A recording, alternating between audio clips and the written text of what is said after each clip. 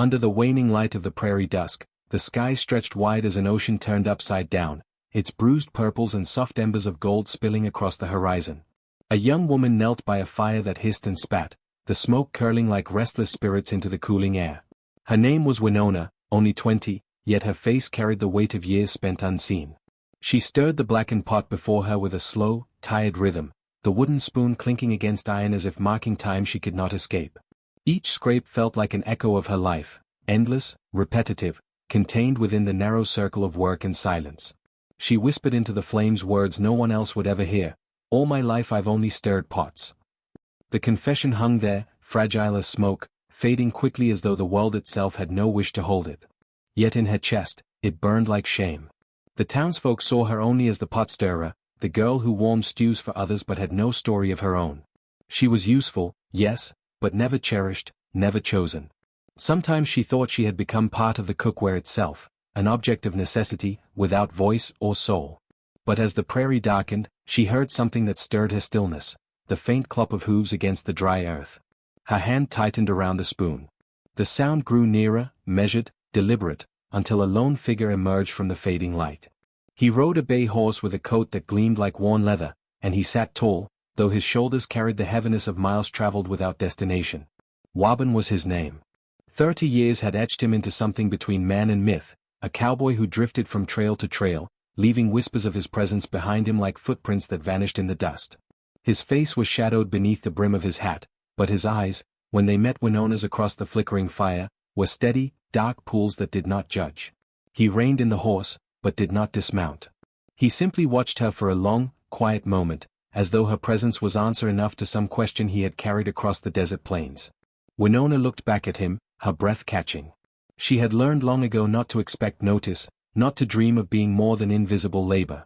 And yet here was a stranger, pausing in his wandering, lingering for no reason she could understand. She dropped her gaze quickly, ashamed of the tears that threatened to rise again. Wabun dismounted at last, his boots crunching against dry grass. He nodded at her, a small motion, but not unkind. "Evening," he said, his voice rough like gravel smoothed by rain. He asked nothing, offered nothing more. And yet, Winona felt her heart beating too loudly in her chest, as though her body knew this moment carried a weight her mind could not yet name. The fire crackled between them, its glow catching on her hands, her damp lashes, his worn coat.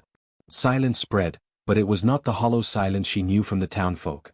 This one carried possibility, a stillness that seemed to ask if life might hold something beyond pots and whispers. In town, people would talk. Already, she imagined their smirks, their murmured cruelty. Why would a man like him look twice at a girl like her? She could almost hear their laughter carried by the prairie wind. Shame pressed heavy on her chest. She turned back to the pot, stirring again, as if retreating into the only identity she knew. Yet Wabun did not walk away. The horse shifted restlessly, but he placed a calming hand on its mane, his boots rooted where they were. Something about her stillness seemed to tether him, though he would never say why. A wanderer did not need reasons, only instinct. That night passed, and the next, and the next. Wabun appeared again by her fire, sometimes with a loaf of bread tucked in his stolbag, sometimes with a flask of clean water, once with a carved bone charm shaped like a bird in flight. He said little, but his offerings were steady, unspoken gestures of care that unsettled her more than any words could. Winona would thank him softly, unsure if gratitude was enough, unsure if she deserved even that. Whispers began in town soon after. They called her foolish, pitiful, a girl so desperate for scraps of kindness that she mistook pity for love. Each word was a thorn driven deeper into her heart. She wanted to believe his presence meant something more, but doubt gnawed at her. Still, when he returned each evening, sitting quietly beside her as the fire warmed their shadows, she could not turn him away. One evening, as thunderclouds stacked like dark fortresses above the prairie, she gathered the courage to ask him why he came. Her voice trembled, almost lost beneath the restless wind. "Why do you linger here, with me?" Wabun's jaw tightened, his gaze fixed on the storm. He said nothing, only adjusted his hat as if shielding himself from more than rain. The silence carved into her chest like a blade, for she feared the truth was as the town claimed, that he pitied her, nothing more. The storm broke before he could answer. Rain poured down, relentless, drumming against the earth until the ground itself seemed to shudder. Villagers rushed past her, pulling coats tighter, casting disdainful glances at the girl who remained outside with her fire and her pots. Winona stood drenched, clutching the handle of her pot as though it could shield her from their judgment. She thought herself small, ridiculous, a creature of labor and nothing else. Then Wabin appeared through the sheets of rain. He said nothing, simply lifted his coat and draped it across her trembling shoulders. She gasped at the warmth, at the quiet weight of it, at the way his eyes met hers as though she was not a burden but something worth protecting. Townsfolk muttered nearby, sneers twisting their faces, "She's not fit to wed. She has nothing but her pots." The word struck her deeper than the cold. Yet Wabin did not flinch, did not waver. In the middle of the storm, he took off his weathered hat and placed it gently on her head.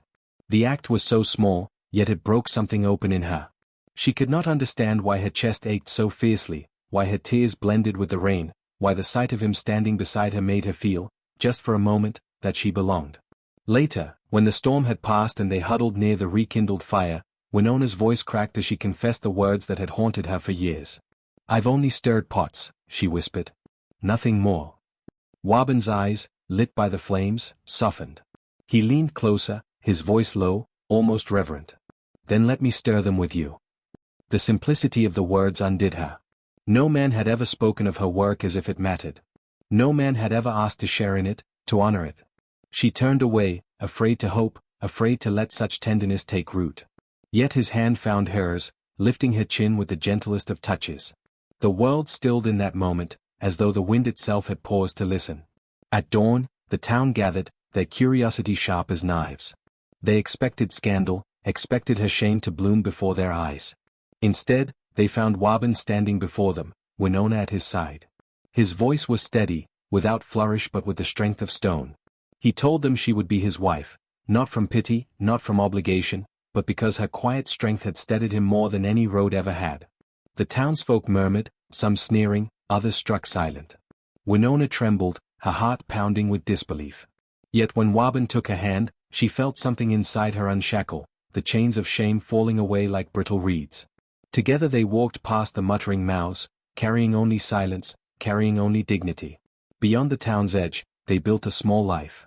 In a humble cabin, Winona stirred another pot, but this time her hands moved with laughter instead of tears. Wabin mended his boots beside her, humming low, the ordinary moment glowing with a strange, quiet holiness. She realized then that her life had never been small, it had simply waited for someone to see its sacred weight. She whispered into the steam rising from the pot, her voice trembling with awe, "I've stirred pots, yes, but now, I stir life itself."